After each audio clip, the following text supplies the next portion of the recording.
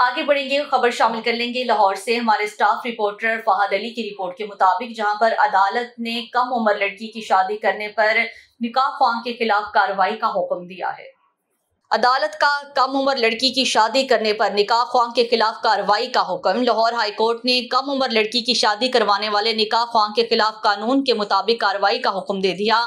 Lahore high court के justice Anwarul हक पन्नू ने हुमैरा बीबी की दरख्वास्त पर समाअत की। कम उम्र बच्ची को दारुल अमान से लाकर अदालत में पेश किया गया। दरख्वास्त गुजार का कहना है कि बच्ची की उम्र 15 साल है, जिसकी जबरदस्ती शादी करवाई गई। बच्ची की अगवा का मुकदमा थाना शादरा में दर्ज है। इस मौका पर जस्टिस अनवारुल हक पन्नू ने बच्ची से सवाल किया कि बेटा, आपने शादी अपनी मर्जी से की है? जिस पर बच्ची ने जवाब दिया कि जी, मैंने अपनी मर्जी से शादी की है। अदालत ने बच्ची से इस्तफसार करते हुए कहा कि आपकी उम्र कितनी है? जिस पर बच्ची ने जवाब दिया कि मेरी उम्र 15 से 16 साल है।